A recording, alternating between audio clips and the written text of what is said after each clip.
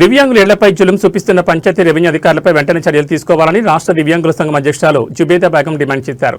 కందిలోని లక్ష్మీనగర్ కాలనీలో ఎలాంటి నోటీసులు ఇవ్వకుండా దివ్యాంగులు కుట్టు మిషన్ ఏర్పాటు చేసుకోవడానికి కేవలం 20 గజాల్లో ఒక చిన్న డబ్బా కొట్టు ఏర్పాటు చేసుకుంటే దాన్ని నిర్దాక్షిణ్యంగా జేసీబీతో ముక్కలు చేయించారు. ఈ సందర్భంగా జుబేదా బేగం మాట్లాడుతూ మా దివ్యాంగులపై అధికారులకు ఎందుకింత వివక్షణ ఆవేదన వ్యక్తం చేశారు. కనీసం ఒక్క నోటీసు కూడా ఇవ్వకుండా చిన్న డబ్బా కొట్టును కూడా ఇంతలా కూల్చేయడం ఎంతవరకు సమంజసమని ఆమె ప్రశ్నించారు. ఆ డబ్బా కొట్టు పక్కనే అటుపక్క ఇటుపక్క పక్కా నిర్మాణాలు పిల్లలతో నిర్మాణాలు ఉన్నా కూడా వాటి జోలికి పోకుండా 20 గజాల్లో ఉన్న రేకుల డబ్బా కొట్టుపై అధికారులు జులుము చూపించడం న్యాయమేనా అంటూ తాను ఆవేదన వ్యక్తం చేశారు. ఈ విషయంలో పాత్ర ఎవరిది అని తాను విచారణ జరపగా ఓ వ్యక్తి తన దగ్గర భారీగా డబ్బులు డిమాండ్ చేసి ఇవ్వకపోవడంతో రెవెన్యూ కార్యాలయం చుట్టూ తిరుగుతూ తన డబ్బా కొట్టును ద్వేషంతో కూల్చివేయించాడని తెలిసిందన్నారు. ఎంతో మంది దివ్యాంగులకు తాను ఇంట్లో ఆశ్రయం ఇచ్చి ఉపాధి కల్పిస్తున్న తనకు మాత్రం ఎక్కడికి వెళ్ళినా అవమానం జరుగుతుందని జుబేదా కన్నీరు మున్నీరయ్యారు. ఏ నిర్మాణాన్నైనా కూల్చేటప్పుడు పంచాయతీ కానీ రెవెన్యూ అధికారులు కానీ ఖచ్చితంగా నోటీసులు జారీ చేసి వారికి కొంత టైం ఇస్తారు. కానీ మా దివ్యాంగుల విషయంలో ఇలా టైం ఇవ్వకుండా 20 గజాల డబ్బా కొట్టును కూల్చడంలో అధికారుల ఆంతర్యం ఏమిటని ప్రశ్నించారు. ఇందుకు బాధ్యులపై ఉన్నతాధికారులు వెంటనే చర్యలు తీసుకోవాలని సెక్రటరియట్కు వెళ్లి తాను కూడా సదరు బాధ్యులపై ఫిర్యాదు చేయనున్నట్లు జుబేదా వెల్లడించారు.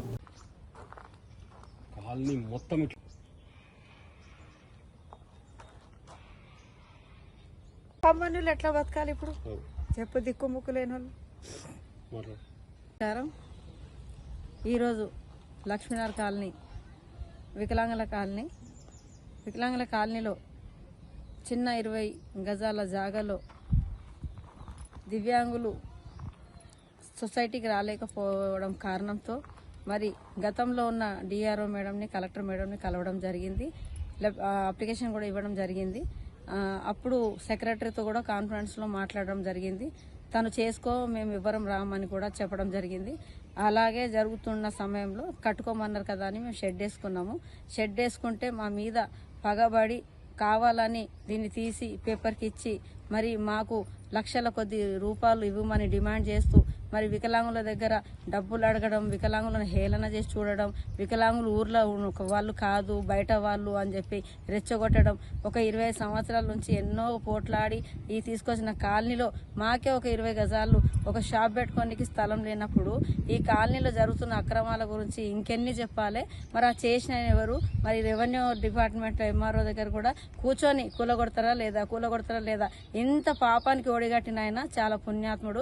అదేవిధంగా ఒకసారి నోటీస్ ఇచ్చి ఒక రోజు అవకాశం ఇస్తే మేము రేకులు ఎక్కి పక్కన పెట్టుకుంటుంటే మా నష్టం జరగకుంటుంటుండే. దానికి బాధ్యుడు ఆయనే. కాబట్టి మీరు చూసిన వాళ్ళందరూ కూడా అర్థం చేసుకొని మా వికలాంగుల పరిస్థితి చాలా దీనమైన పరిస్థితి. మాకు ఇక్కడ కాలనీలో రెస్పెక్ట్ లేకుండా చేస్తున్నారు.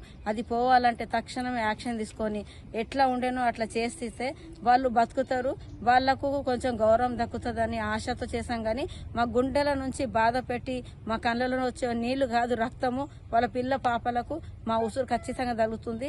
ఇది మాత్రం మిస్గైడ్ చేసి అధికారులను మబ్బు పెట్టడము, పైసలకు లొంగి ఇలా పనులు చేయడము ఇది చాలా దారుణంగా సిగ్గుచేటుగా నిజంగా గర్వపడుతున్నాయి. నేను మంచిదాన్ని ఎవరైతే ఈ పని చేసినారో వాళ్ళు నిజమైన వికలాంగుడు.